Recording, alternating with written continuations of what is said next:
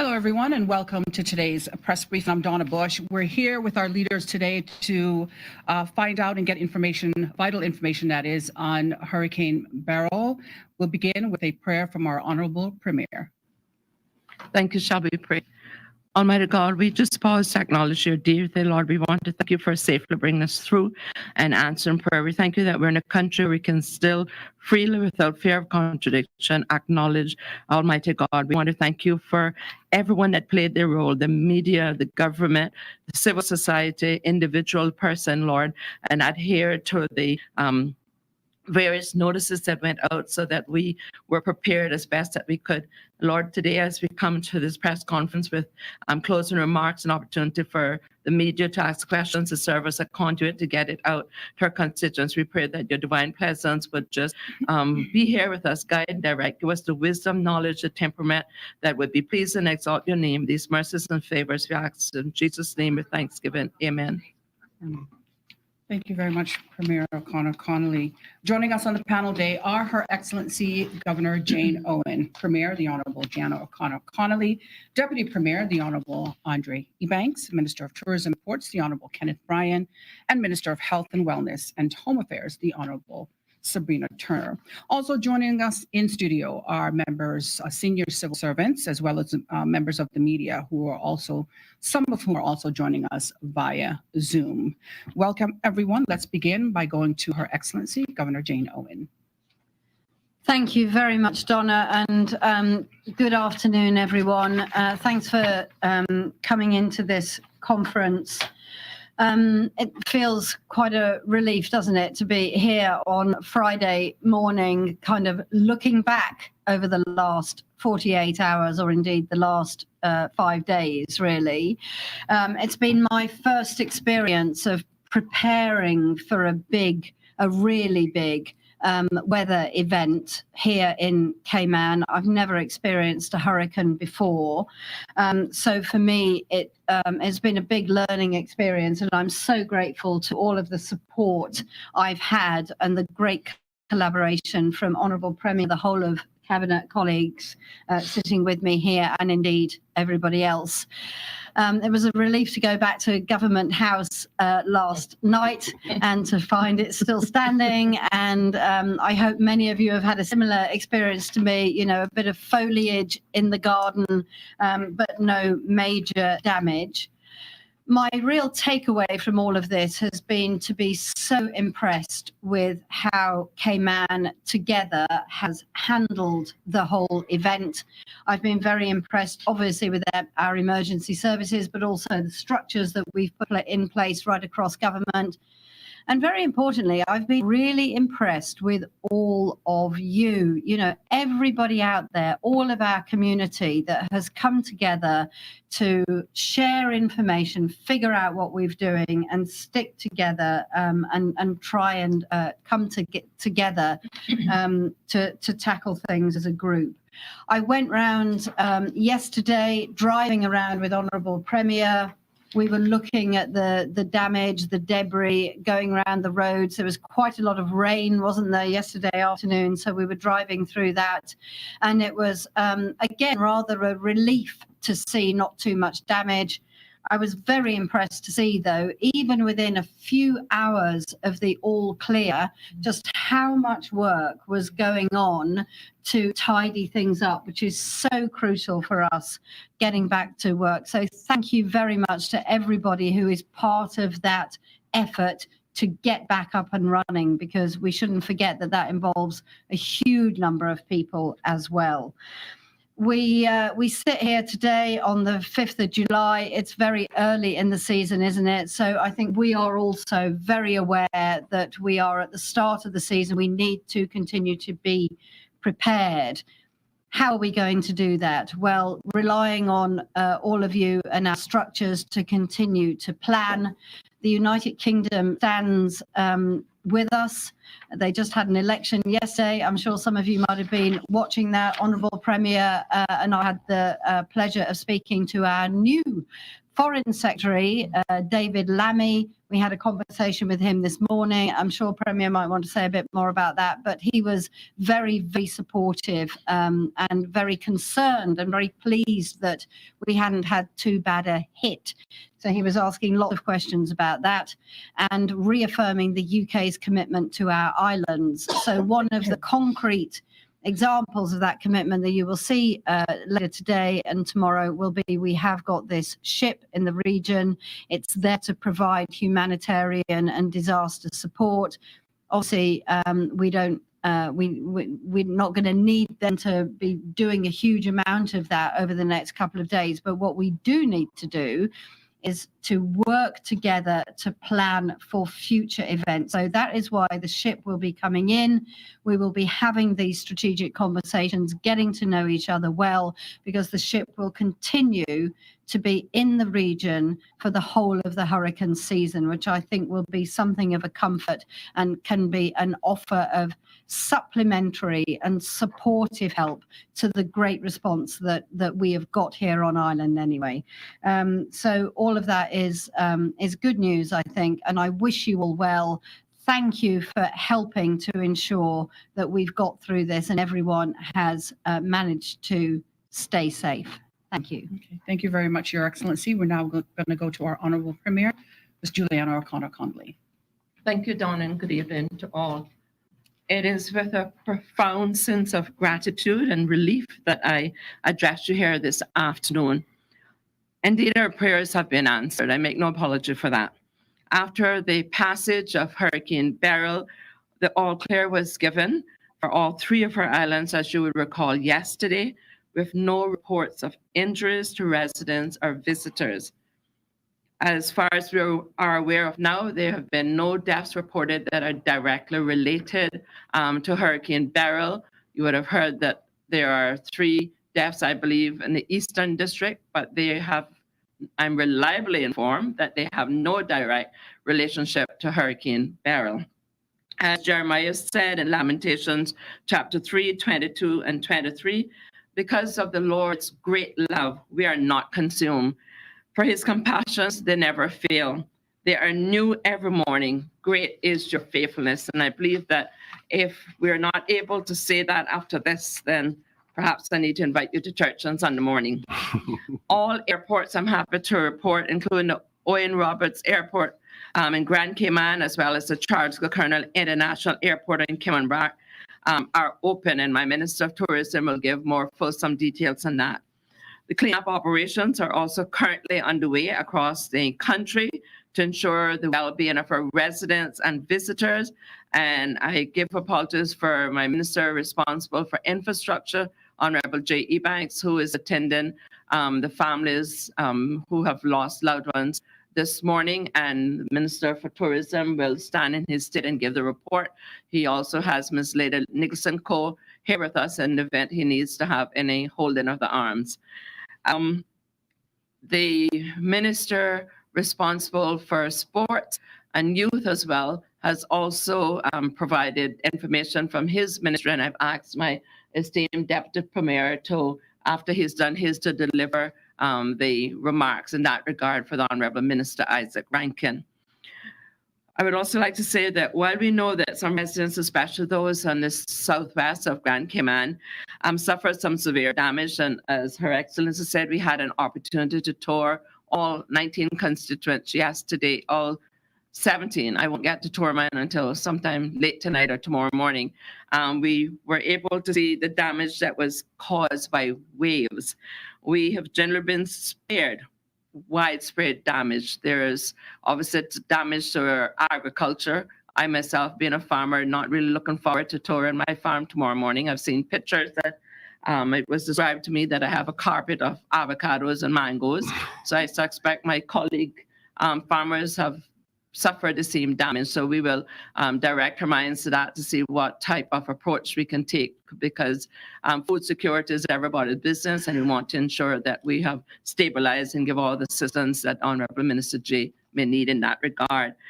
Now that the hurricane has passed, and boy, are we glad that it has passed, it's beyond our shores, our focus have now turned to recovery, restoration, in order to allow normal life to return. And I am, as leader and as an individual, I am ever so elated to see that despite what we prepared for and what could have happened, as we toured and as I spoke again to PM Holness, and I'll speak a bit later after my minister has spoken, to a meeting that I was involved in with my CARICOM brothers and sisters who lead the territory. We are still overwhelmed with joy to see what could have happened based on previous storms of lesser speed and intensity to what have happened now. I mean, it's nothing short of miraculous, and we just thank Almighty God again. I also want to say that the comprehensive, and indeed it was comprehensive, collaboration with our weather forecasting and the disaster management agencies, we've been able to safeguard, I believe, the lives of our people, community, and property. And it was delightful. Most persons, if they're honest, come Friday, they're reach a level of diminishing returns, and they're thinking that it's going to be 5 o'clock somewhere. But our teams in the private sector as well as in government showed up for work, and it's business as usual. And that is a tremendous blessing to a jurisdiction that depends heavily on financial services, to which my colleague, the DP, will speak to, as well as the regular life within the Caribbean, and in particular here, the Minister of Tourism. I am reliably informed, and he can relate this. We expect our first cruise ship after Beryl to be in harbor on Monday. And so we have obviously focused and requested that the cleanup exercise be concentrated in the capital in Georgetown, because although there's no way in the Bible that cleanliness is next to godliness, it doesn't hurt to portray the Caymanian that we're accustomed to. I wish also once again to thank Her Excellency the Governor. The camaraderie and the partnership and the unity that was displayed really has resonated with people. I mean, I'm trying to keep up with my WhatsApp. They're coming in fast and furious, not just locally, but international from all around the world. But I can say repeatedly, they've remarked about the communication, the clarity, the efficiency, and how it expedited and it settled the fears. And each person have different remarks, but that's the commonality that's coming in. And in fact, I said to Danny this morning when we had our briefing, I think that we have now run through the exercise sufficiently enough. We now need in our aspirational goals to nation build, not just within the jurisprudence and the 12-mile territorial border, but also we can lend a helping hand with taking what has proven to be a success, put it electronically, and let's share it with our Caribbean brothers and sisters. This is what we did in Cayman to front load and to do as social media, Radio Cayman, all of our written journalist friends, get the word out, because knowledge is power. And I think most of us in the Caribbean now have undergone a significant event. For us in Cayman, it's been Ivan 2004, on the Black Paloma 2009, Jamaica, Gilbert 1988, 89. Forgive my memory on that fact check, but it was somewhere around that time. When we spoke to the leaders, that has resonated. Maria in the Eastern Caribbean, Thomas in St. Lucia, that we now have entrenched of us that is nothing to play with. And so when your trusted government official sources send out a clarion call, this is what we expected. People have actually adhered. And I want to give a huge shout out to every single, if you remember, I called upon every single able-bodied person, man, woman, boy, and child, to come and put hands on deck, and a good ship came in. And I'm elated, I'm delighted, I'm ecstatic to report this morning that I have no report from Commissioner Walton of not one single solitary breach. It was not a curfew. It was not a state of emergency. Our people have learned to understand that you have a caring government, irrespective of the where you come from political, and that was not a choice. You would have seen from the very beginning, I reached out and embraced the opposition. They responded because it's about saving lives, which is everybody's business. And I believe that Danny, has to go in the handbook, that when it comes to national disasters, not just egos should be left at the door, but political preferences should also be left at the door. I also wish to thank the public service, the civil service, everybody played their role. And there's a very simple deductive analysis that can come from basic logic 101. If all of the individual parts play their role, then the whole does not have to worry from a holistic perspective. It just majestically come together as one. And I think that is what has been displayed in the last 24 hours. It seemed like it's been a long time ago. Like the governor, I was delighted, a bit weary, but delighted to be able not to sleep in a hurricane cot, even though it's just for 1.5 hours. I can tell you it's not the preferred asset for sleeping on. And in fact, it caused run. And I want to also go on record. Those civil servants that didn't have to come in, but chose to come in and stayed, and Rhonda Webster was one of those who showed up, didn't have to come, wasn't part of Danny's team or her team, and showed up to stay in the Premier's office. So just to be there for secretarial things. Yes, you do have fairly young, I think I still can say I'm fairly young, who came through the era that we can use a computer and we know about technology. But it was good to know that there was somebody else there to devolve some of the administrative duties, simple duties. And the one thing that I saw emanated quite conspicuously as we walked around, it wasn't a Ministry of Tourism or Children and Family Affairs. We were all Caymanians. And when I say that, I'm not talking about whether you're a resident or a foreigner. We were Caymanians because we were here for such a time as this. And the humanity became the commonality that was very conspicuous. That is what is going to take as we've had this trial run, and we are at the beginning of a hurricane season. We're here living in Cayman, so we are the custodians, we are the trustees to ensure that our individual families, that our individual properties are taken care of. How do we do that? You listen to your trusted sources from Danny and her team, from the Met team, and if there was a performance bond that we could give to the Met office. I went yesterday, and I'm deviating a little bit, but I am a firm believer that you give your thanks and your flowers while you're alive, not when you're in your 6-foot condo. So I'm going to take a little bit of indulgence here today. I want to go out and specifically on behalf of Her Excellency the Governor, all of my political team from Parliament, thank the Met Office who, under pressure, even in the mid, went out with my cab sector out to their original station to make some changes which would allow them to facilitate more accurate on-time forecasting. That is what is going to give us the world-class civil service that we aspire to in the Cayman Islands. I'm also grateful for their exceptional forecasting. I don't know whether it's because they know that they now have a minister who is a weather freak. And they took extra precaution in providing their statistics, and that's in jest, but I can tell you they were on mark. And once we gave the all clear and we had the assumptions and presumptions, is this the right time to give the all clear? John Tibbetts came and said, yes, we can give it. Because we wanted to get back to business as soon as we could, but safety was always the paramount consideration. He did indicate, and we passed it on, we have to keep the marine advisory. And I can say there was just one disappointment as we visited the boardwalk in South Sound, which received some damage, and I've given instructions to make that a priority because health and wellness, as my minister will talk to Minister Turner, is important as we try to recover. There was someone out in South Sound just shortly after we gave the all clear, sailing. Let me say it, because others, I'm not running. I'll take the risk and say it. Do not risk the reputation of the Cayman Islands by doing something that is totally nonsensical. Be more responsible. There are 365 days.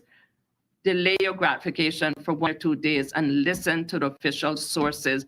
That if something happened there in South Sound yesterday, it would mean I would have to send out my Coast Guard. I would have to send out other persons when their energies or synergies could be otherwise utilized in a more sensible way. And we would see that I'm not overreacting because, again, as I spoke to PM Holness, as he was reporting as of this morning, 4 deaths. One of those was with a footballer who decided to play football in the midst of the storm. The ball got away. He went into a waterway and ended up drowning. That is why it's important to listen to official sources.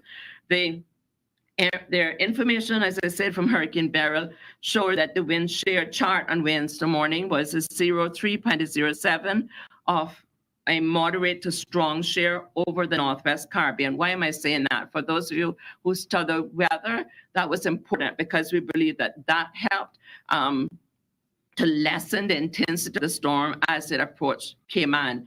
Although that I did not pass over Jamaica, the northern quadrant skirted Kingston, the southern area of Jamaica. It didn't get the full impact of the Blue Mountains, but it got sufficient impact that but after it left Jamaica as a Cat 4, it got down to Cayman, it was a Cat 5, but we were so fortunate. And I just want to say that as we go into recovery and as I am making plans to convene a special cabinet to see how we can reach out or help enhance our neighboring countries, of course, we will initially concentrate on Jamaica because it's the Western Caribbean. Our colleagues under CARICOM are concentrated on the Eastern. It does not mean it's inclusive and limited to. We will also be assisting the Eastern Caribbean. But I just wanted to get it out there that we are thinking of our brothers and sisters. And once we have that special cabinet, we will come back to let you know the outcome of that.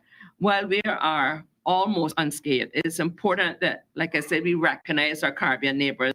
There are long roads to recovery.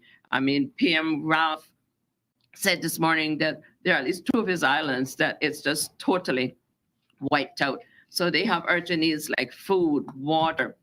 One of the islands, they have to totally do as we did in Ivan, put back all the light poles and the electricity. So there is a call from most of the islands for linesmen to come, and that is now the logistical aspect of that is being engineered as we speak. I want also to extend heartfelt support and solidarity to all those affected by Hurricane Beryl. We are committed to aiding our neighbors. When we were in trouble, they helped us. But even if they didn't, I think it's the right and responsible thing to do because it's everybody's business to ensure, especially in the Caribbean, that we keep our neighbors as united as possible. Cayman has demonstrated in the last 2 days what it is to be united, and I believe that that is something that we can just herald. I also want to quickly thank the Ministry of Education. Obviously, some of our schools are used for hurricane shelters. Over the past few days, thankfully, school was out. Timing could not have been better. The facilities unit inspected now all of our schools externally and internally, and based on some of that information, all clear was given yesterday. As far as we can see, there are no structural damages. The internal inspections will continue today. Just out of abundance of caution, we understand that there may be some maintenance issues that will have to go on at the Bordentown Primary School in the kitchen area, and we've given instructions for that to be taken care of before the next system comes in. Some buildings have minor leakage in rooms. Cleaners are in site facilitating cleaning so we don't have a mold built up. We lost some roof shingles at the Johanna Clark Primary School. There's some minor damage to the front gate and greenhouse at the John Gray A. Cumber School. The main issues have been landscaping with leaves and debris. Some trees were actually uprooted at the Clifton Hunter High School. Work commenced today to address these matters with landscapers on site as we speak. It is also important that holiday care, the summer school that we've put on for the second time, the nurses at the Eastern Primary School, the Creek Primary School, they will recommence on Monday the 8th for this summer program. This will allow staff today to make the necessary adjustments and requisite preparation to receive the children safely on Monday. In terms of our library services, we know that a lot of community are asking about this. The facilities support officer, we have now made visits to all of our libraries, both in Kemanrack and Grand Cayman. The only one we have an issue with currently is the Eastern Library, and that is because the carpet was wet. The building is closed and staff is working remotely. Eastern Library closed again, that we have a contractor and he will be doing a steam cleaning to get it ready, hopefully as soon as next week. I also want to say that as Hurricane Beryl intensified and approaching Jamaica as a Cat 4 and 3 for the Cayman Islands, the closest point of approach to the sister islands, I'm reliably informed, was 1 a.m. on the 4th of July. with tropical storm force winds of 54 miles per hour.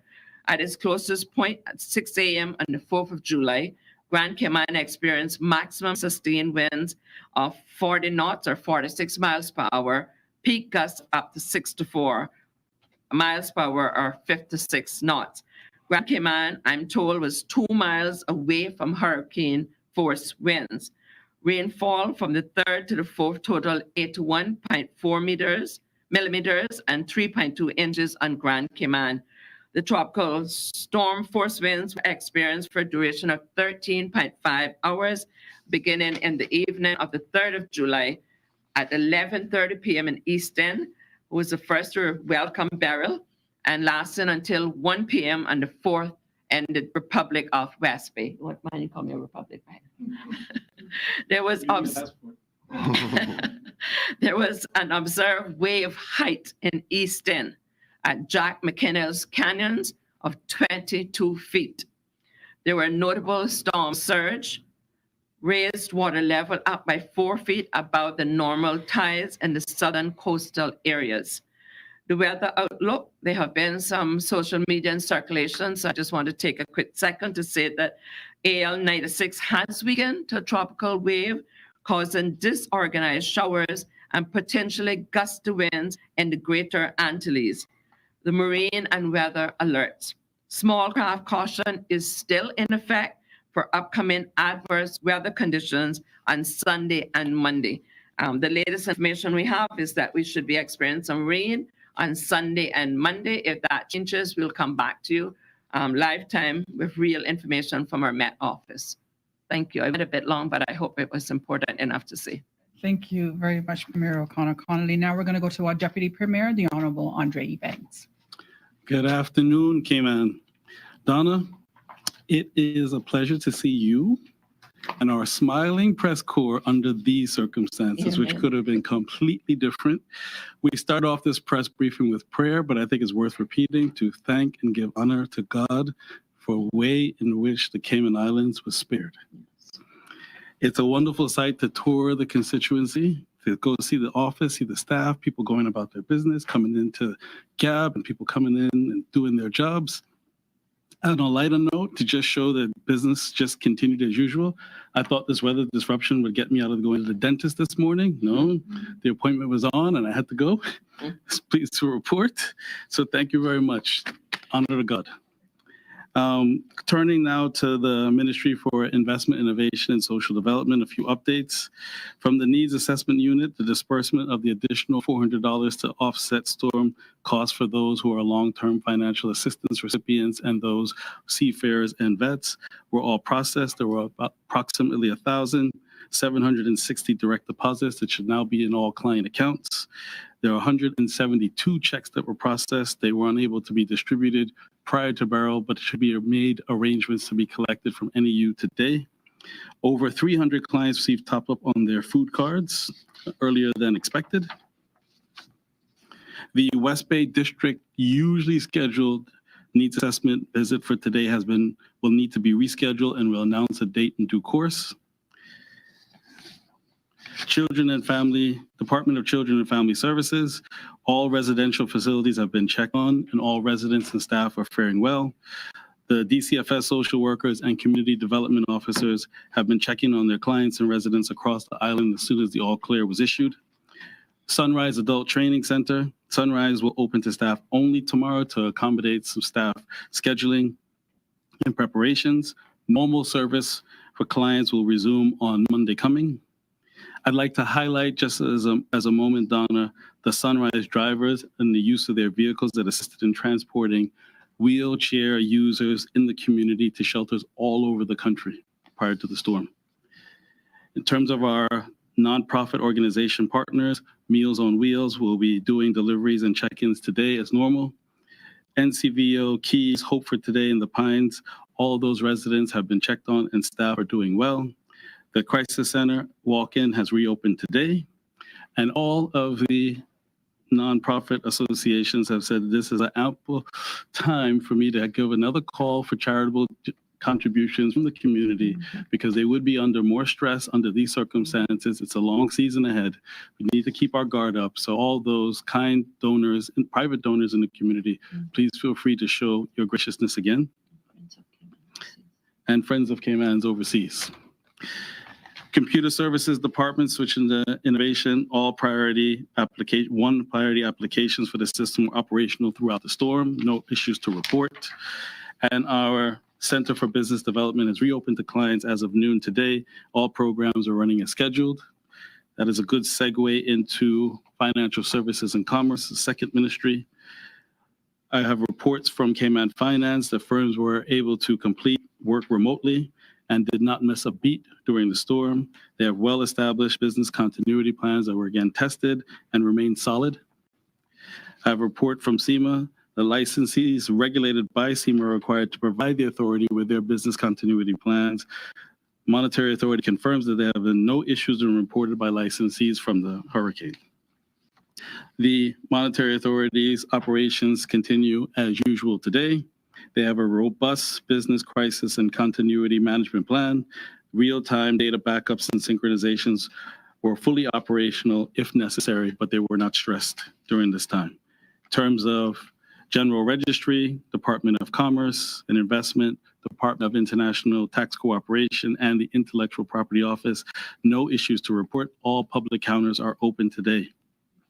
In fact, the DCI said that there were online applications submitted as of start of business this morning. So obviously the public has not missed a beat.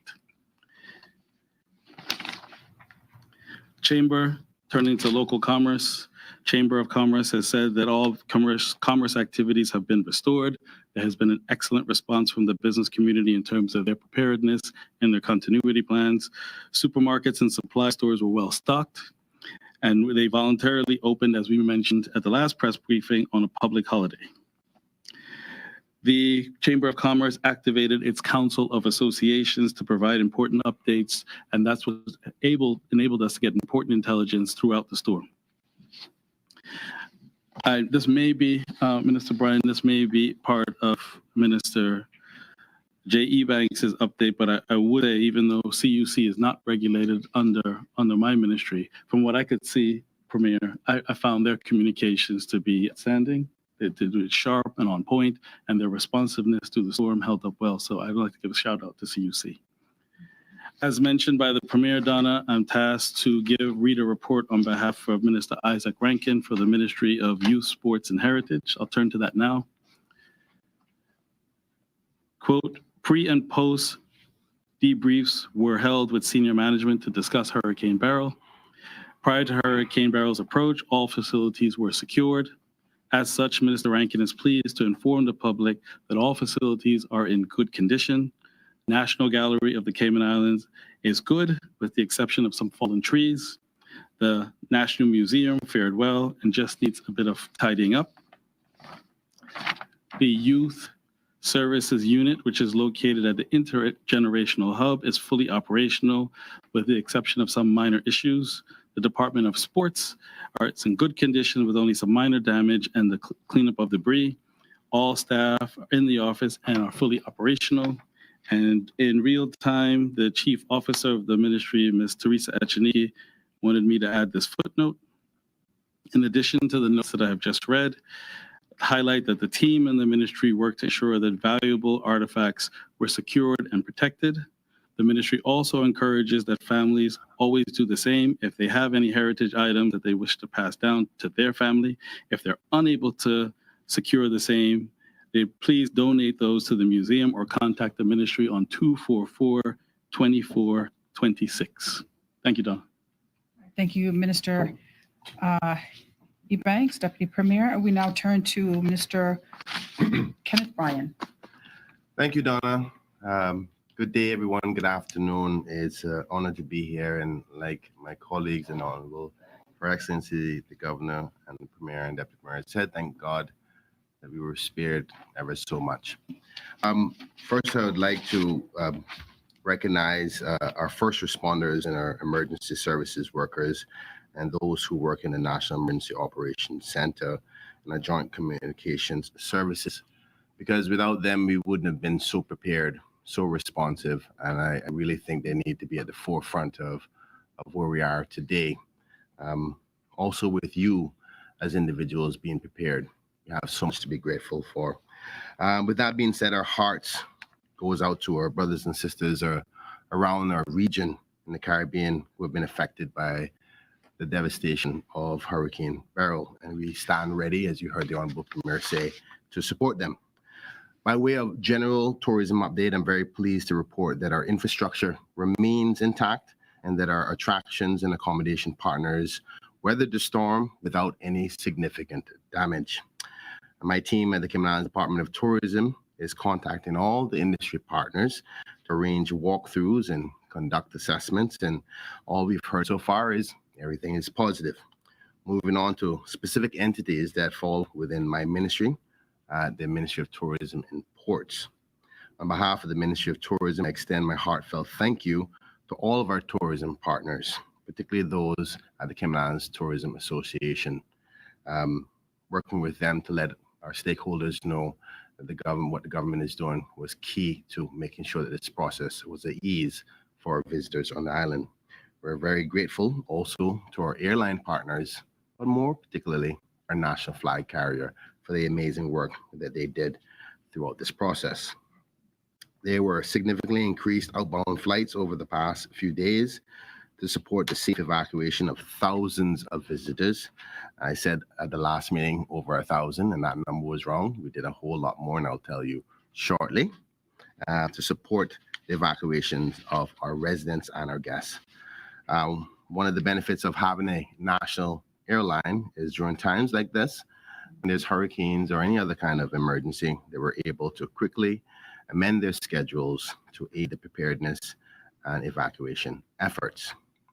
I briefly show the significant efforts that Cayman Airways was able to conduct. They did over 24 evacuation flights and offered a whopping 3,765 incremental seats to persons wishing to evacuate over a 2-day period. I can confirm for Cayman Airways that there was no issues to our aircrafts while the storms were here, and none of the facilities had any major effects here on Grand Cayman or on the sister islands. We have had no reports of any staff being affected in any negative way. Some of them had to fly with the planes and stay ready to come back home, and I'm very proud of them for making the sacrifice. It must have been very stressful knowing your loved ones are at home and you did the country proud. Our jet aircrafts that were overseas for the storm is back home now and at the Owen Roberts International Airport. One jet aircraft was in Miami and ready and scheduled to come back home last night. In respect to recovery operations for international and domestic flights, were conducted yesterday and have been planned to be activated. As you may be out and about, you'll see all of those international airlines landing in Cayman. That means business is back to normal in respect to tourism and guests are arriving. In respect to our Twin Otter and Saab aircrafts are due to be back today and will fly its full schedule flights with adjusted times between here and Cayman Brac. Just a recap of the changes that took place in Cayman Airways flight schedule to facilitate evacuation efforts on Tuesday, just to show you how significant they have worked. All flights to Havana, Barbados, Honduras operated as scheduled. 7 additional flights were added to Miami to facilitate the needs of persons to evacuate. 4 additional flights were added to Jamaica to facilitate evacuation. On Thursday, all flights to New York and Los Angeles operated as scheduled. 11 additional flights to Miami were scheduled. There was 1 additional flight to and from Cayman Brac. Cal also scheduled 2 Twin Otter shuttles between Little Cayman and Cayman Brac and 3 direct Twin Otter flights from Little Cayman to Grand Cayman to facilitate the evacuation safely of our visitors and our residents. As per the Cayman Islands Airports Authority, as the all clear was given, a preliminary assessment of the airport's terminals, buildings, and runways were conducted with no major issues identified. As you know, the airport was open at 3 o'clock yesterday. No significant concerns either at the Charles Cook Colonel International Airport, which was also opened at 3 p.m. yesterday. As per our Port Authority, the Port Authority in Kemabrac also has no issues and we're open to regular hours first thing this morning. The Port Authority in Grand Cayman is in good shape with minor wind damage. Nothing that will stop the operations, as the operations have started back at approximately 10 o'clock this morning, with the general CDC being open to the public. All staff were in to work at 6 a.m. this morning. The aim is for the cargo pier to be in full operation this evening, with the cargo ship in harbor ready to offload. As per the cruise ship schedules, cruise ships are expected to resume sailing as of Monday, the 8th. I really wanted to get them here earlier, but that was a part of our regular scheduling. As many of you know, the storm is continuing in the direction of Cancun, and our hearts and prayers are out to the families and businesses in that area. But I have informed the Florida Caribbean Cruise Association president, Ms. Michelle Page, that if the cruise lines need another destination, they are welcome within our borders. There are 2 ships scheduled for next week, one on Monday and the other on Wednesday. As per our National Attractions Authority, Pedro St. James and Queen Elizabeth Park II, trees were down, a lot of debris, but nothing that the staff hasn't been able to take care of. They will be up by Sunday or Monday to open to guests and to our young people who want to do their summer explorations. As per the Cayman Islands Turtle Conservation and Education Center, no infrastructure damage has been observed, and the center requires only landscaping cleanup, and I'm certain the staff are working hard at that as we speak. Pumps that were removed as a part of the hurricane preparedness plan were reinstalled as of yesterday, so our turtles are doing just fine. Cleanup of the tanks have already started. All staff have been informed to report to work and started reassembling the center. As for those who love the dolphins, don't worry, we did our part to assist with that.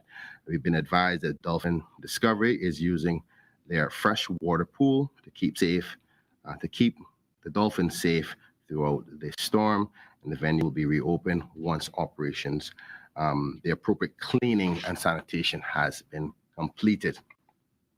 As I said, the Botanic Park sustained minor damage and was closed over the weekend for restoration works, but they'll be reopened on Monday.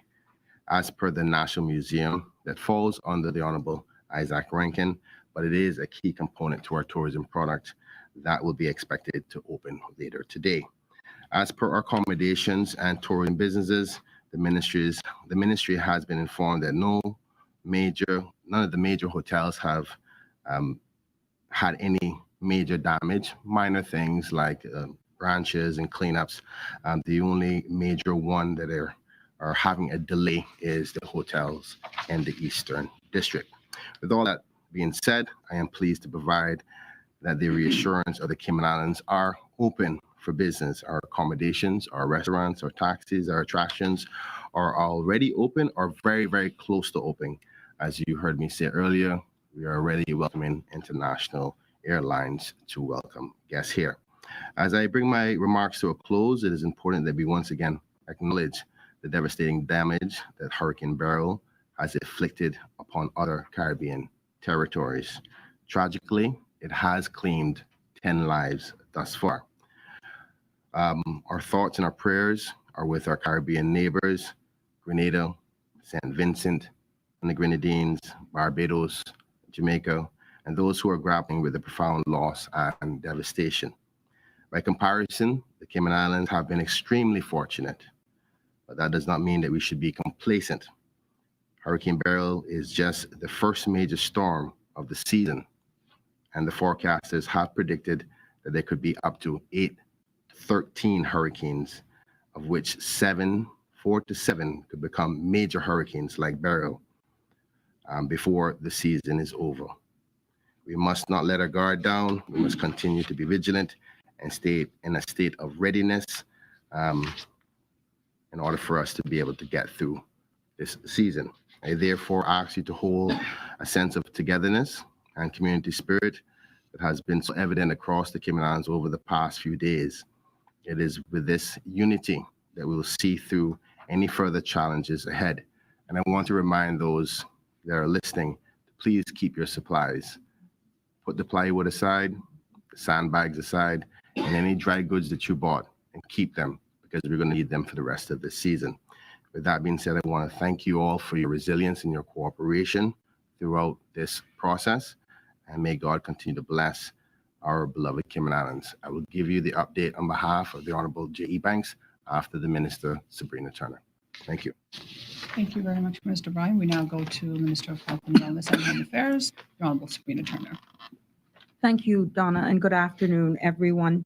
I must share the sentiments of my colleagues and everyone who has spoken before me, and I must say we have been spared and we all have so much to be thankful for. I would like to give updates as the Minister of Health and Wellness, and as I have been informed, all HSA services have been resumed both in Grand Cayman and the Sister Islands. The HSA will contact patients whose appointments and elective surgeries were canceled on Wednesday and Thursday to reschedule. I would like to also state that we are at the beginning of hurricane season. We have a total of 5 months remaining, and it is important as it relates to the HSA for us to reiterate this very important message. The health services authorities and their facilities, including district centers, are not general hurricane shelters for the public. Persons should not go to accident and emergency department in order to shelter. We would also like to thank the public and shelter wardens for their patience and cooperation as these emergency shelters had to remain open into the evening hours yesterday until all vulnerable persons were collected and transported to their homes. However, please allow me to put things into context where there were close to 80 transports having to return persons home, and they were provided either back to shelters. And while responding to those transports, 911 calls and maneuvering around the inclement weather played an impact. Pharmacy as well was very busy preparing refills for the public before the storm. And in the Sister Islands, they dispensed 158 prescriptions in total before the storm. Now, normal days, its averages about 80 to 90. In Grand Cayman, approximately 600 refills were dispensed per day from Friday to Wednesday before the storm. On normal days, this would average about 200 to 250. The public needs to be reminded that in addition to their monthly medication, they must request an extra 2 weeks worth of medication to have set aside for the duration of hurricane season. This way, you wouldn't have to rush to refills before a storm. We would like to extend a huge thanks, definitely, to the public who responded to the call for O positive and O negative blood. They were able to harvest 43 units of blood based on this call, and want to publicly thank those for heeding that call. I'm very thankful for those who, where there was no damage at HSA facilities, and we would like to extend a huge thanks and gratitude for all of those staff who worked tirelessly together to make this a reality. I know that DEH, to give an update on DEH, and a lot of messages have been coming through as it relates to garbage collections. I have been reliably informed that the Department of Environmental Health, and I know pictures are in circulation, has resumed the collection of garbage in all islands. Following the declaration of the all clear, following the passage of Hurricane Beryl, collection crews came out and they're already on the road completing garbage collections. Now, residents are kindly being asked to exercise patience and understanding as there is a 1-day delay in collection schedules scheduled for the rest of this week.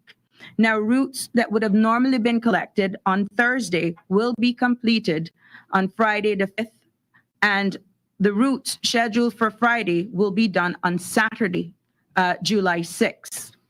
As it pertains to the landfill operation, regular operations at all landfills have resumed today, Friday, July 5th. Members of the public are also encouraged to use the 24-hour drop-off site at the entrance of the landfill, which will remain open to facilitate the disposal of small amounts of waste from residential customers, if at all necessary. Now, post-hurricane debris, following this, a waste assessment has been done, and it has been determined that there will not be having any debris sites around the island. So there will not be any temporary debris sites. Residents, in this case, are encouraged to use the 24-hour drop-off site at the entrance of the landfill for disposal of small amounts of waste. Now, in a case of oversized debris, including large pieces of vegetation, residents are encouraged to contact DEH to facilitate the collection of these large items. This includes the fallen trees. Please also note that the department is not in a position to assist in cleaning up of private residents. For information on how to place these debris on the curbside without blocking public roads or access to the motoring public, please, they can call 949-6696, or you can email the team at dehcustomerservice@gov.ky. Now, the DEH assistance will be limited for picking up of disposing of these items only. So it is important that you make any arrangements and just wait for them to respond. DEH will also be issuing a press release as well on multiple social media posts urging residents to exercise caution when handling and preparing foods after this storm. And we want you to maintain good practice of everyday hygiene, washing of hands thoroughly, and using disinfectant wipes when necessary. Now, let's turn our attention over to Ministry of Home Affairs and giving you a brief update as it relates to the Cayman Islands Regiment. The regiment effectively worked in collaboration with our partner agencies at the NEOC to bring relief to the members of the Cayman Islands community. On authority of Her Excellency the Governor, the Cayman Islands Regiment was activated in response to Hurricane Beryl at 10 a.m. on Wednesday, the 3rd of July. A total of 48 personnel deployed both in Grand Cayman and Cayman Brac, in addition to a host of special vehicles, kit, and equipment. Now, the senior leadership teams were represented at all levels at the National Emergency Command structure, particularly in the Strategic Command Group and the Tactical Command Group. This includes the filling and distribution of 600 sandbags, opening of 9 of the main hurricane shelters, moving essential supplies to these hurricane shelters, moving vulnerable persons, conducting damage reconnaissance post-storm, clearing roots and debris from fallen trees, closing of hurricane shelters as well, and facilitating community engagement and damage assessment post the storm. As it relates to our public safety and 911, during Hurricane Beryl, the 911 service and DPSC operations performed exceptionally well, enduring continued support to safety of our community. And I am pleased to report that there were no significant issues or impacts reported to 911 Center during this time. As it pertains to the volumes of calls, on Wednesday evening, until the all clear was given, 911 Center received a total of 370 calls. Post the all clear, there was an increase in non-emergency calls that's primarily concerning structural damage to homes and down powered lines. The 911 telecommunicators dispatched emergency services of 202 calls. That was between 5 p.m. on Wednesday and 5 p.m. on Thursday, which include 52 medical calls, including 38 patient transport, bed-bound, or persons who are immobile, to shelter facilities and private homes. 45 fire service calls, including down power lines, trees, debris blocking the roadways, and 104 law enforcement calls for service. Now, Emergency Radio Communications Unit also provides services to our partner agencies, and first responders remained fully operational throughout the storm. The resilience built into our system ensured optimum radio coverage throughout the entire event. Our prison service successfully executed its operational contingency plan in response to the threat posed by the hurricane. The prisoners' response was coordinated in line with NEOC's, ensuring a smooth and effective implementation of storm operations protocol. Now, the entire operation was executed without any significant damages or injuries to personnel and infrastructure. The proactive measures and effective multi-agency coordination ensured that the prison service fared extremely well during the hurricane threat.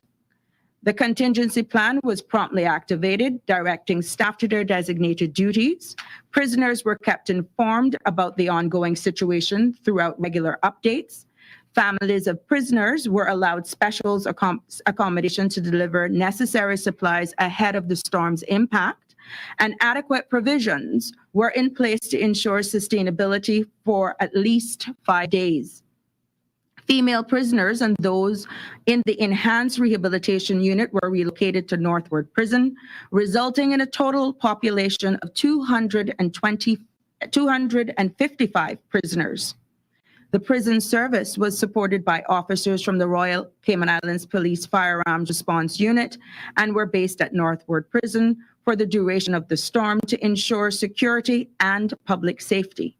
In addition, an EMS, ambulance, and crew were also based at Northward Prison as a part of our contingency arrangements.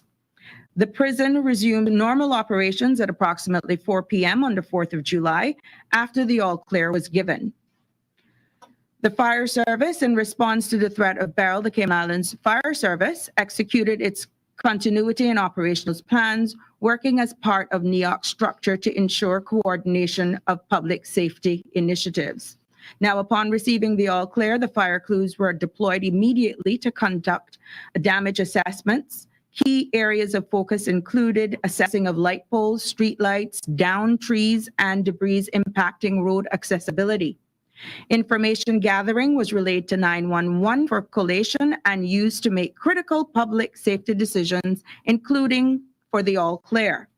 Cayman Islands Fire Service responded to 45 calls between the time of the all clear was issued and midnight on July 4th. Calls included fire alarms, flooding incidents, and down powered lines. All incidents were managed effectively with no reported injuries or major damage. Our cadets, Cayman Islands Cadet Corps, the Cadet Corps successfully activated its continuity of operation plans in response to Hurricane Beryl. Senior leaders were embedded within the NEOC structure at the strategic and tactical levels, and management of non-emergency calls during NEOC's activation, logistical support to partner agencies during the preparation and post-disaster phases. That concludes my submission from this level. Thank you very much, Minister Turner. We're now going to go back to Minister Bryan. But before we do that, we have to acknowledge that we have in our presence the acting Deputy Governor, Mr. Eric Bush. Welcome. Okay, now we're going to go to Minister Bryan. Thank you, Donna. On behalf of the Honorable J.E. Banks, MP and Minister of Planning, Agriculture, Housing, Infrastructure, Transport and Development. Ladies and gentlemen, good afternoon. I've been asked to deliver Minister J.E. Banks, who unfortunately cannot attend here today because he's there with the family of those who unfortunately passed last evening. Our thoughts and prayers are with the family members and friends. Minister Banks has expressed his profound sense of gratitude and admiration for the incredible resilience and unity displayed by the people of the Cayman Islands in the wake of Hurricane Beryl. We're deeply grateful to God that this hurricane moved south of us, sparing us from the worst and the potential impacts. This has been a challenging time for us all, but it has also been a powerful reminder of what human kindness truly means. As Hurricane Beryl approached, we witnessed an outpouring of community spirit, neighbors helping neighbors fill sandbags, put up shelters, ensuring that the safety of our elderly and those in need and securing properties. All of these acts amplify the very best of who we are as a people. The collective efforts of our government ministries, teams, and the public has been nothing short of inspiring. I would like to take this opportunity to extend my heartfelt thanks to Her Excellency, the Governor, Jane Owen, for her steadfast support and leadership during this crisis. I also want to give my deep gratefulness to the Honorable Juliana O'Connor Connolly, our Premier of the Cayman Islands, for her unwavering guidance and dedication to our nation's welfare. My sincere thanks also to the Honorable Andre E. Banks, the Deputy Premier, for his tireless efforts and support. To my colleagues, the Honorable Minister Sabrina Turner and the Honorable Kenneth Bryan, your collaboration commitment has been invaluable. A special mention must be made of our Director, Ms. Danny Coleman, and her remarkable team at the Hazard Management of the Cayman Islands. Your coordination and swift response have been crucial in the pre- and post-recovery efforts. I also want to thank the Director of Communications, Ms. Onisha Richards, along with her respective communicators within the government for keeping us all properly informed throughout this ordeal. Now moving on to updates on infrastructure and roads. Hurricane Beryl caused some damage to our infrastructure, particularly our roads, which experienced flooding over the last several days. But we responded swiftly by setting up temporary pumping stations at the following locations: 1 at Randack Gardens, 2 at Cumber Avenue, 3 at Badabunu Road, 4 at Prospect Poindexter Road, and 5 at the Linford Pearson near Halifax Road. These measures have been effective in managing the immediate flooding, but we recognize there's need for a permanent solution. As part of our overall stormwater management plan, we're looking to provide long-term solutions for these and other problem areas, including Meadow Lark Road, Bedrock Circle, and the Windsor Park area. This effort will require collaboration with the various agencies such as Planning, DOE, and Water Authority. In respect to cleanups and repairs, this morning the National Roads Authority has commenced the cleanup of light debris and fallen branches that are impacting our public roads. A widespread drain cleaning effort is also underway, as many storm drains have been clogged with debris from the stormwater runoffs and must be cleared quickly to prepare for any potential future storms. Additionally, the National Roads Authority is working on replacing a number of traffic signs and signal systems that were damaged during the hurricane. We urge all motorists to drive slowly and cautiously in the next coming days, as various crews from CUC, Telecoms, and the National Roads Authority will be scattered across our islands conducting the necessary post-hurricane cleanups and repairs. Please be mindful of standing water on some sections of our roadway and the possibility of missing roadway signs. The police are informing persons who park their vehicles on the roadways to immediately remove them now. These vehicles were placed in these locations to protect them from the hurricane. However, the threat has now passed and immediate removal is required. Note that parking on the bicycle and pedestrian lane is not only illegal under the traffic law, but also causes a serious safety risk for the other road users. Police patrols will be assessing these areas where vehicles were parked for any vehicles that still remain. Please move your vehicles. We don't want to give you any tickets. As per department updates, the Department of Vehicle and Driver's Licensing is in the process of assessments today and will further advise the office reopening later today. Look out for a press release from that department. The Department of Agriculture, the National Housing Development Trust are in full assessment mode today to give further updates. DV, Department of Vehicle Equipment Services, responded throughout the hurricane event, assisting throughout the community in securing houses, and their personal items. Post-burial DVDS provided much-needed fuel for the emergency services ambulance and their vehicles throughout the mobile fueling ring. For the Public Works Department, the focus is now on post-damage assessment. The PWD is actively participating in the Newark NEOC infrastructure cluster. They coordinated cleanup activities with utilities, with DEH, DVES, DOE, OFREG, and Water Authority, Economics and Statistics Office, and the Planning Department. This included organizing efforts related to utilities, telecoms, CUC matters, water issues, debris cleanups, and emergency repairs. The helicopter was arranged to capture footage of the coastlines and shelters, and an online data collection has been completed. Evaluations of impacts on the government properties and the Cayman Islands overall is in progress. A debriefing is planned for next week with the Public Works, National Roads Authority, DVES, and a representative from HMCI will review and improve the disaster preparedness and responses. As per Utilities and Services, CUC reported 44 customer minor power outages, which have been addressed already. Thank God they're on now. The Water Authority conducted a scheduled shut-off and services were restored early Thursday afternoon following all the assessments.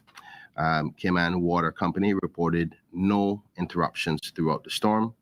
Telecoms continued throughout the storm as well and remain in contact. No reports of discontinuation.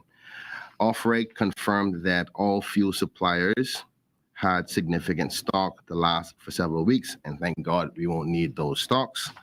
Moving forward, our commitment to the long-term resilience of our island remains resolute. The experiences of the past few days have reinforced the importance of preparation, swift response, and community solidarity. We will continue to work diligently to restore and improve our infrastructure, ensuring that we are better prepared for future challenges. I wish to express my heartfelt gratitude to all the teams and the individuals who've worked tirelessly to support our recovery efforts. Your dedication and your hard work are a testament to the strength and the spirit of the Cayman Islands. In closing, let us take pride in our resilience and our unity. We have faced this crisis together, and together we have emerged stronger. Thank you. Please be safe. And on behalf of the Honorable J.E. Banks, God bless these Cayman Islands. Thank you very much, Minister Bryan. Now it's time for questions from the media and the public. We'll begin with Wendy Ledger from Cayman News Service. Thanks very much, Donna. Good afternoon, everybody. I'm going to be quick because I'm overbooked. Beryl was obviously fueled by an exceptionally hot Atlantic Ocean and the Caribbean Sea. That's getting hotter. We're going to have probably a lot more storms this year. So can you tell the public why you all feel that this is an appropriate time to remove the scientists from the National Conservation Council or weaken the National Conservation Act in any way, given the mitigating measures the limited mitigation measures that it offers us for, protecting ourselves against future storms? I can answer that quite easily.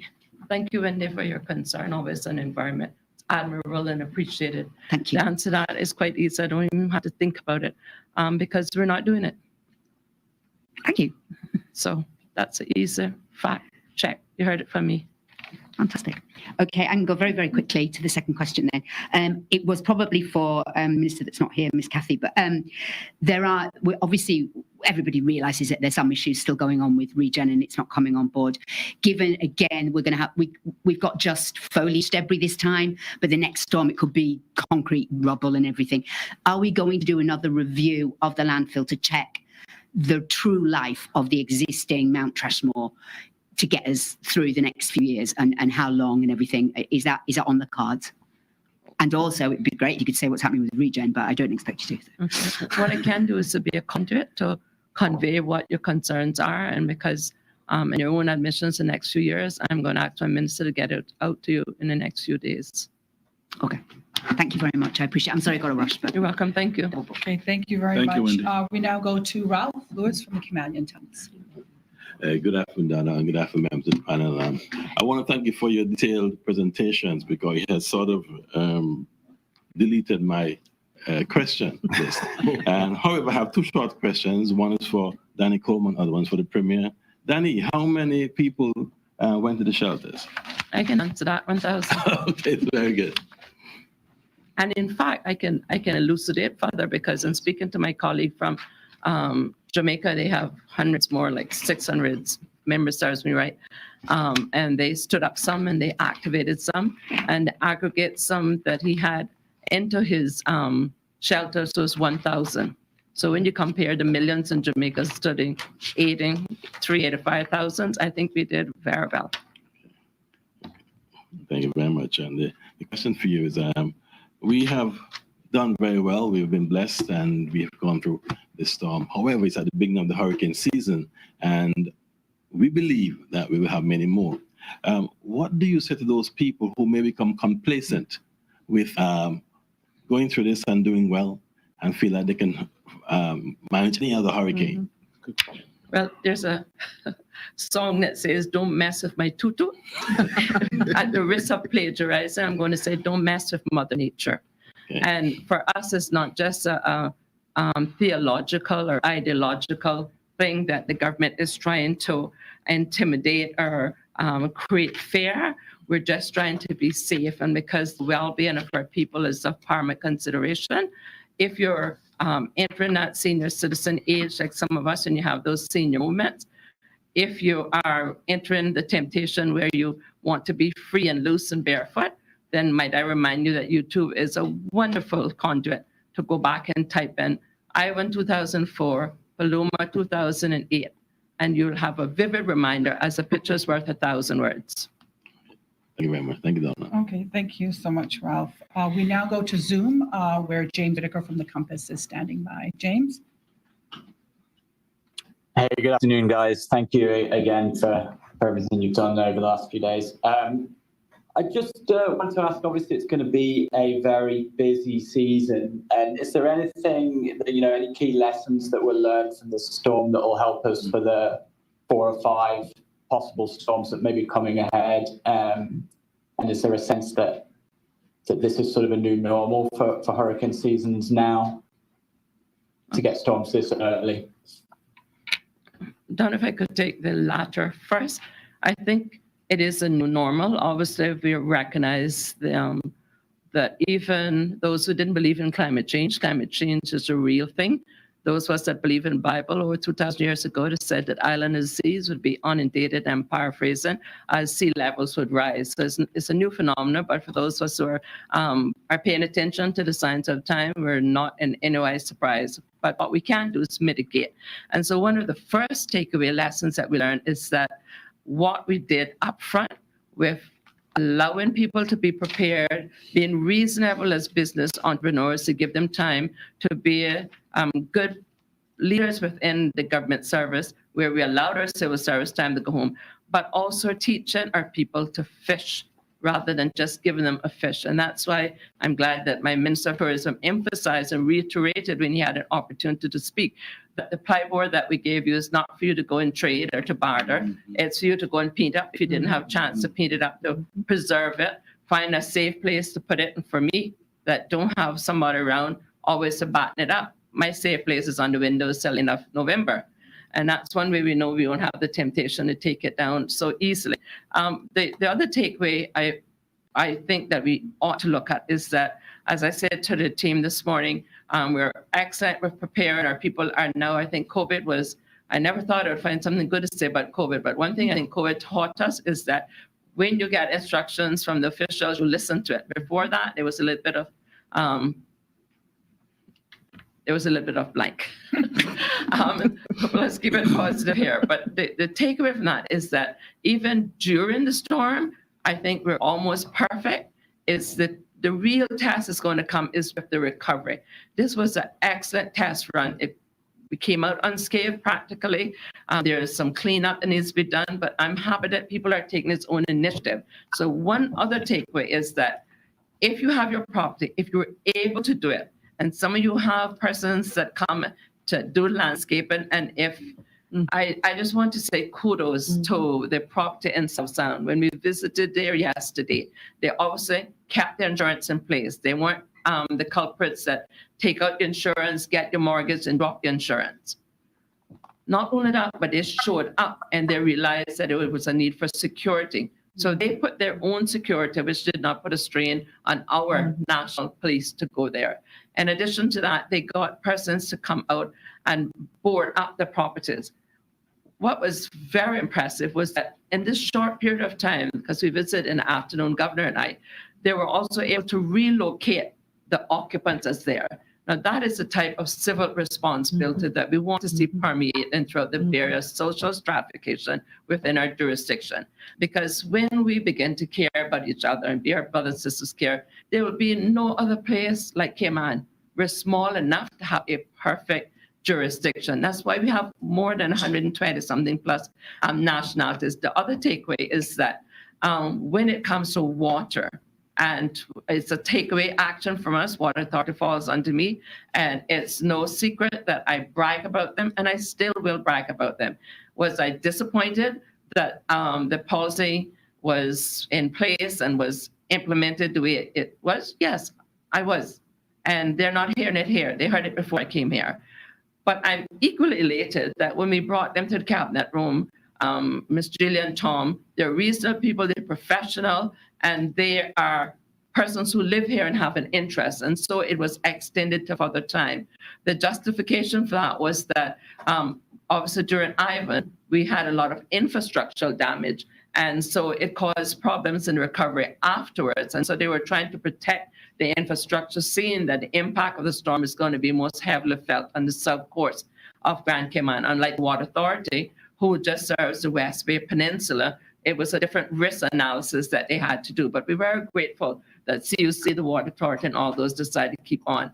So I can tell you that that's a takeaway action, and it's not going to be just put on some shelf with us. We're going to be coming up with a reasonable policy that will protect the authority, whether that means that we have to build on a sleeping quarters for two-person to man the stations rather than going on inclement weather, or whether we have to tweak it. Otherwise, it will be accommodated. If I can borrow a statement that I heard PM Holness say this morning, that they had authorities, and I won't say quote unquote because I'm paraphrasing, but they had authorities. For example, the public authority is not a government authority, and their objectives and aspirations sometimes do not align to those of the government. But through diplomacy and governmental overarching umbrella and holistic perspective, they were going to do sufficient massaging to make sure they comply. So shall I leave it at that? Thank you. Donna, I just thought of applying a little bit further on that. James asked a very good question as to what we could have learned from this exercise, but particularly from a tourism perspective, I recognize that preparedness is going to be a big component to our spend in our economy. When I think back about how many guests that are here and the spend per day, we easily get over $5 million spent every day. And the fact that we are prepared to get back to normal so quickly means that people can get back to work, people can have salaries, business can open, money can start circulating in the economy. So we see that preparedness helps us with that, because literally I was so happy to sit before the Her Excellency and beside my Honorable Premier and watch American Airlines and Southwest and Delta fly across the cabinet room. That's because we have been prepared, and that will help people in our community. That means less money, the taxpayers' money we have to spend, because we're all back to work. So being prepared helps us from a costing perspective and helps the people. So I want us to always be prepared, not only for your own lives, but for your economy and for your children and for your ability to pay your bills. Thank you, Mr. Bryan. James, further questions? Yeah, thanks for that, Mr. Bryan. And just to follow on from that, in terms of the evacuation of tourists, I think, we did have some reports of confusion, particularly among Airbnb owners, about what to tell tourists. Some tourists who didn't actually want to leave. I think even some were still arriving on Tuesday. So is there anything you kind of do differently next time? Anything you would, look to change in terms of the evacuation protocols and what you tell your partners in the tourism industry, particularly in the Airbnb sector? Thank you. That's a wonderful question. And obviously, we're going to be doing much post analysis after the storm. Airbnb is rather unique, James, because it's individual owners. It's almost like 1,000 individual hotels. We obviously have a stronger relationship with the Cayman Islands Tourism Association, where accommodations fall under, as opposed to private Airbnb owners.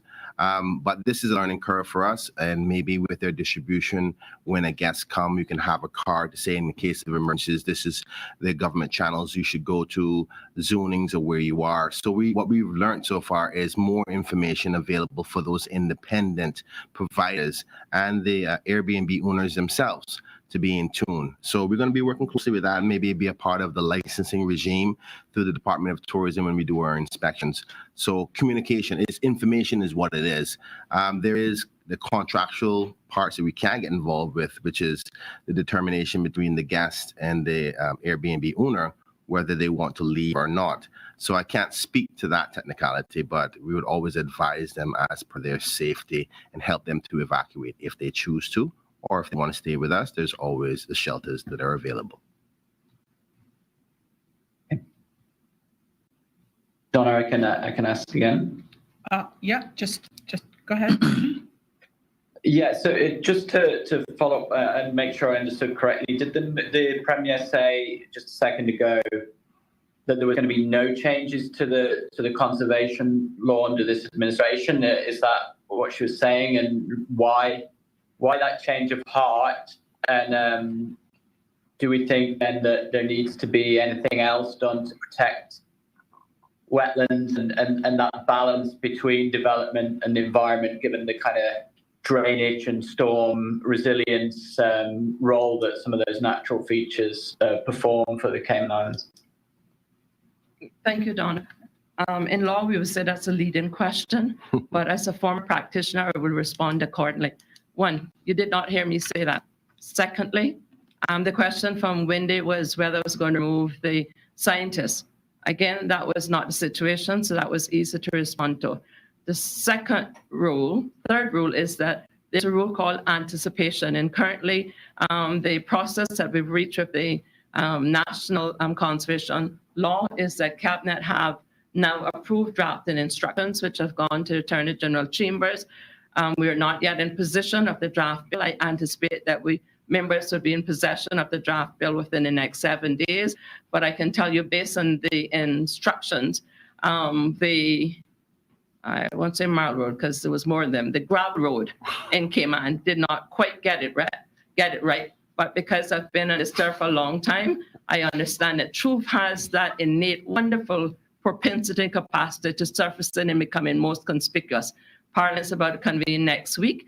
I'll speak with Sir Alvin later today that we can confirm a date, which we will publicize, and I would invite all persons with the anticipation to listen to Parliament, and you'll be pleasantly surprised that the rule of gossip has not died, and what is told to the first person by the time you get to the seventh person is so construed that you would have a difficulty, even on a magnifying glass, to see what was actually said in the beginning.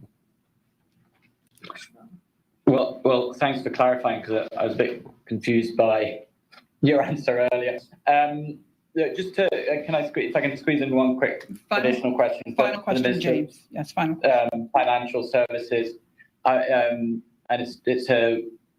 was just wondering if there's any concern about insurance premiums, given the hit that some properties have taken repeated hits. Insurance has already gone up, and it's going to be a long summer as far as we're aware.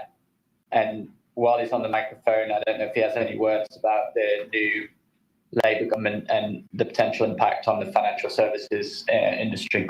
Thank you. Donna, can I just answer the last part first and give my colleagues the rest of the time to respond, which I'm sure he can do. Governor did intimate that this morning we jointly took a call from the now foreign Secretary, David Lambie. It was a brief call, but it was an important enough call that we could get an indication of the way forward. We obviously, I spoke to him as the Premier of the country, also as the President, Chairman of UCOTS, the United Kingdom Overseas Territories, and quite a bit of conversation was about what now current law obtains. And firstly was the current status within Cayman, which I won't repeat because I've shared that with you, and I shared with him in a more abbreviated form. Then, because I had just come out of the CARICOM meeting with the overseas leaders, I was able to intimate to him what obtained in Barbados and Grenada, St. Vincent and Grenadines, Jamaica, and to make the contacts with them. So he has undertaken that he will speak to the now president, it's a new president, PM Mitchell from Grenada, to get an update. He will also speak to PM Motley, Mia of Barbados, because one of the things that came out of the CARICOM meeting was that we were forming a subcommittee with our financial persons, those who have been impacted, so that a consolidated collaborative report can be given, so that our agencies within the Caribbean and overseas can just have one point of contact as far as relate to financial assistance to especially the Eastern Caribbean countries that will need quite a bit of aid in that regard. And so I'll turn it over to my Deputy Premier at this time to respond, but I can assure you that based on the first one, which is the most important one for us, except the Prime Minister, I came away not like Donald Trump, just looking at Putin in the eyes, but I came away with sufficient energy and synergy that I think that we have a new cautious optimism that Cayman has a modern partnership to enhance and augment. Minister. I think there were two questions. One was in relation to insurance. I understand from Chamber of Commerce that insurance adjusters are completing their assessments now. So when that information is fed back through to the Insurance Association, the Monetary Authority, we'll see what that tells us and then return to that question. On the second question, I don't think I can add much more to what the Premier has said. We look forward to working with the new government in line with international financial services standards and complying with our constitutional obligations. Okay, James, thank you so much. Thanks, Beth. Yes, thank you very much. I've been getting a lot of questions from members of the public. I've chosen two of the questions to ask. I'm sorry for those who don't get an answer to their question directly, but the first question is the stay-in-place order came with little time for some people to comply. Is there any consideration being given to that order being giving more people time to actually do what they need to do? So we have Danielle Coleman from HMCI to answer that question. Thank you very much. I think everyone has to realize, of course, it's a very dynamic situation. So, of course, we have to err on the side of caution for everything. But given that we knew the storm was coming 3 or 4 days beforehand, the alert was given 72 hours beforehand. A same-place order is, and again, it's not an order per se, it's a strongly recommended policy. But again, I think it's a very dynamic situation. We have to look at the risk at hand of the storm coming, the speed, the size, and so forth. So, okay, decisions leading up to any hurricane are going to be very dynamic. And again, we just strongly encourage the public to always be listening in and making sure that they, are ready to step up and do the actions advised by government. I do want to mention, though, we did have 72 hours in this storm, or more, actually, 5 days in advance. The later season storms are going to be much quicker. And so those kind of things like stay-in-place orders are going to happen potentially even quicker than they have been this week. So again, please, please, please be prepared for anything this season. We'd really appreciate it. Thank you. Okay, thank you, Danielle. The final question, we know we've discussed it before, but it's something that keeps coming up. This question asks, what protection can we offer for people who are compelled to work by private employers that are not given time to prepare themselves? Yeah. It's a question that just keeps coming up. Repeat it one more time. Yes, for persons who, we're telling everybody to get prepared, but there's some employers on island who are not giving their staff the time that they need to prepare. I mean, there's been like huge cry-outs from a lot of people in private, particularly in the private sector, who just don't have the time to prepare because they're being told they have to work and they're afraid that if they don't work, there's going to be repercussions. I know earlier this week, I believe it was Minister Bryan and maybe Premier O'Connor-Connolly as well said that there was really nothing that government could do to make it mandatory, but they were just calling on persons and, companies and stuff to be cognizant of the needs of people in times like these. No, I think if that is now, because you raised it again, so there must be, where there's smoke, there's fire. We're going to have to take that away with Commerce, Chamber of Commerce, and also with our Minister of Labor to see what measures need to be put in place to ensure that folks have adequate time to respond, because as you can see, this is no joke. People need adequate time to be able to prepare their families, their livelihoods. I think that's something now that we will have to truly investigate and make appropriate inquiries. I'll just add, I think the Honorable Deputy Premier said it well in respect for us to take it away and have a look at it. But I would encourage persons who feel that their employer was unjust in their approach to allowing them to prepare themselves, speak to your MP. Hopefully one of your MPs is one of the government members. I'm quite sure the opposition will represent their people as well, so we can get a feedback of the practical circumstances that we're talking about, because only then can we assess that and compare that to the current legislation from a labor perspective to see if it works well together. So we'll do a post-assessment and make sure that we can coordinate with Chamber, as the Honorable Deputy Premier has said, because we want this to be a good relationship, not a forceful relationship. So we're thankful for that, but the only way we can fix it is if we understand each circumstance in the various different industries across the country.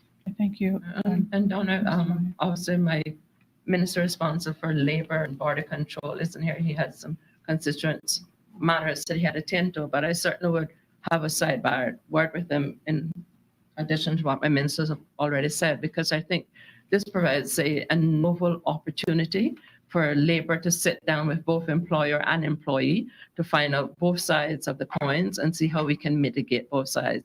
And if they're not reasonable and practical reason, if it's just a P&L and a profit earning thing, then I think there are policy decisions that the government certainly can review and implement and still not be draconian.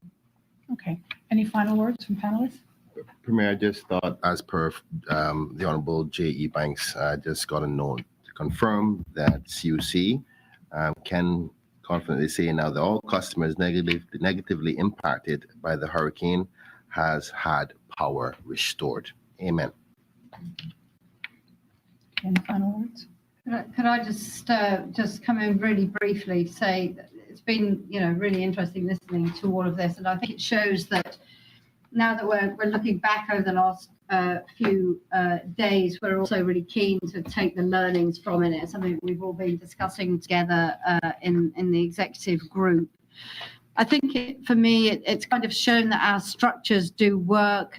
We've got structures in place. It's amazing how many people are involved in these structures. I mean, we're literally talking about thousands of people who are plugged in somewhere or other in the different structures, often feeding into Danny and the NEOC team in the emergency center. But, it does involve a lot of people.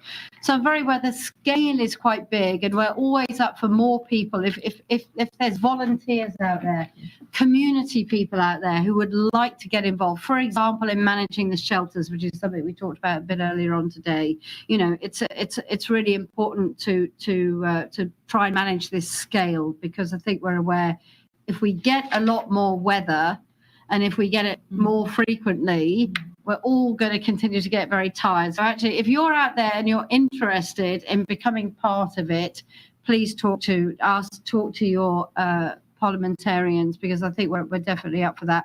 Clearly, it's a partnership. The UK is going to also continue to be engaged. We do have a new government. That was mentioned today. Some questions about that. I feel really confident, totally confident that the UK government continues to be up for it. David Lammy was made Foreign Secretary at about 10 o'clock our time this morning, maybe 10:30 actually, and at 11:45 he was talking to our Premier. So that says it all, really. We have an important strategic relationship, and that will absolutely continue. Please, by the way, looking forward, I've been told to mention NEN's National Emergency Notification System. I really hope everyone's on it. Apparently in the last 48 hours, we had an additional 1,300 users. So that's good. It's nens.gov.ky. Go on there, have a look at it, get on it, because we don't think we are anywhere near the end of the issues we might see this season. Thank you. Okay. Deputy Premier? Just a couple of, special mentions. Coming off of the back of the governor's comment in terms of working with the new Labour government in the UK, special shout out to our representative in the UK office, Dr. Tasha Eubanks Garcia. She's already been cultivating relationships with the Labour government in their shadow capacities for quite some time now, and has created a sense of education and promotion of the Cayman Islands to many of the key members who I think we've seen most of the appointments already, but there's still some more appointments to come through of some of the lower level ministers. And I think she's already set us some good groundwork. I try to think of unsung heroes. All 19 members of parliament were working, but I don't think any of us would disagree. We'd do it without our constituency admin assistants who have been invaluable. They run around, even some of our volunteers, our supporters who are also running around on our behalf. We may be the 19 faces, but there's a whole lot of people that come behind us. And then to pick up on the point of Labour, just because you don't see the Minister for Labour here, they're also out in their constituencies. So special mentions to Minister Seymour, Minister J.E. Banks, Minister Kathy E. Banks-Wilkes, PSs, Makiva Bush, Bernie Bush, Ms. Heather, all working tirelessly throughout these few exhausting days. Okay, Thank you, and God bless them all. Donna, I just wanted to dovetail on to what Governor just said, and what my DP said. You know, when we were in London last in anticipation, we didn't think the election was going to be as early as July 5th. Although it happened, we were there. We were expecting for the year, but we did, by way of future-proofing our relationship with United Kingdom, we did take the opportunity not only to just meet with the current minister responsible for our territory, but we also met with the shadow ministers who are now the ministers. And having said that, I think the important thing to recognize, even though there'll be changing of political groups along the way, the constant is that it's the United Kingdom and the Cayman relationship. Because before we had the change this morning, the Lord David Cameron was on the phone with me this week, giving the assurances and wanting to find out how the United Kingdom could help us in the territory. And he was gracious enough this morning, after there was a change of government, to say, and I paraphrase, he indicate who the new person is, as I indicated, Honorable David Lambie, but he gave the assurances that there would not be any defects or continuation with the commitment of United Kingdom to the Cayman Islands. And I think that's important. And the icing of the cake then with the arrival, which was under the former government of sorry, my tongue is tying up. Yeah, the Trent, His Majesty's Service, I beg your pardon. She was on his way. And in some jurisdictions, when you have a change in the government, they could have been called back. She's probably in Jordan Harbor because she was supposed to arrive at 2:00. And so that's why it's important, if I could close on this note, that unity be the commonality that drives through these national disasters, because we never know what the disaster is going to be. When we politicize it, it only is the people who suffer. Mr. Bryan, I believe you have. Yeah, I just want to quickly say, because I think if I don't say this, I'll feel really terrible. I want to thank the board members and the CEOs of the relevant agencies who have worked so hard in my constitutional responsibility. Cayman's Airports Authority, the chairman, Johan Moxham, and the CEO, Albert Anderson. Because of you, we were able to get people evacuated, and you worked very hard, and I'm proud of you. In respect to Cal, John Paul Clark, who is the chairperson, and Mr. Fabian Worms, you and your team and all the employees at Cayman Airways, you're awesome. You did an amazing job. At the Port Authority, the chairman, Klein Glidden, and the director, Mr. Paul Hurlston, because of you, we are now having cargo offloaded right in our harbor. In respect to the Cayman's National Attractions Authority, the chairperson, Ms. Carla Reed, and Mr. Patrick Thompson, thank you for keeping those attractions up and going. Mr. Elio Solomon, chairman for the Cayman Turtle Center, and Mr. Chris Jackson, CEO, thank you for keeping our turtles safe and our attraction open. And most importantly, my chief officer, Mr. Strand Borden. Thank you for making me look good all the time. And Ms. Marzita Borden, who is the acting director for the Department of Tourism, for keeping the people informed and having our tourism product back open. God bless you all. Good day. Thank you, Minister Bryan. Final words, Minister Turner? Yes, I'll be very brief at the tail end of everything, but I'd like to reiterate unsung heroes are true. Our constituency office assistant, my little one, Bianca, she may be short and small, but let me tell you, she's a powerhouse when it comes to the Prospect constituency office. I want to publicly thank her and all the volunteers, including her husband, my husband, who was out there helping in the distribution when we were in here, strategic in our constitutional roles. But the biggest one, unsung heroes, are the constituents. They adhered to the calls. They used those community WhatsApp chats. We were all connected by the level and the pace in which the communication was actually being dispensed to them. And I must say, I thank them for their cooperation and understanding. I know that they are very grateful for the pump system, and I reiterate the importance of the government finding a long-term permanent solution in dealing with wastewater. We know it may be a nuisance to some, but I must say that the people of Prospect, the greater Prospect, are very grateful. And I know it may be a bother to some persons because of where it's strategically placed, but let me reiterate that anyone found tampering with any government resource that is there to help the greater good, I will personally push that for them to be dealt with the fullest extent of the law. This is a very interesting time that we're dealing with. This is a national issue. It is a matter of national importance that we keep our people safe. And anyone who is not at all considerate or feels that we are bothersome in trying to do the best for the wider good and is caught tampering with any government equipment, they will be dealt with the true extent of the law. I will also like to reiterate and reaffirm, and we ask for the cooperation of our landscapers when they're actually cleaning up debris. These leaf blowers, I have spoken with the chief officer for NRA, and thanks to them and the DEH crews, aiding with the assistance of the removal of this storm water. We're going to clear the drains, we're going to vacuum, and we're going to blow the drains. But as we are clearing up, please avoid from using these leaf blowers to put them into the drains. That's defeating the purpose of what we're wanting to do here to help us get rid of the standing water, because we're expecting more rains this weekend again. And I'm quite sure the NRA crews will be out vacuuming and blowing these drains, and those pumps that have been strategically placed throughout the islands will continue to do their job. But kudos to the people of Prospect and Red Bay. Thank you for your continued support, and God bless us all. Okay, thank you. One final thing. I haven't utilized this time to thank the persons, Mark and all those. I've already done it online, and I finally get to go home tonight, so I thought I'd use when I go home to thank them personally, but I haven't forgotten it. Okay, thank you, Premier O'Connor Connolly. And as always, thank you to you, the public, and of course, members of the media for joining us here today on this press briefing. If you'd like to watch it on demand, you can go to the Cayman Islands Government's YouTube channel. I'm Donna Bush. Have a great rest of the day.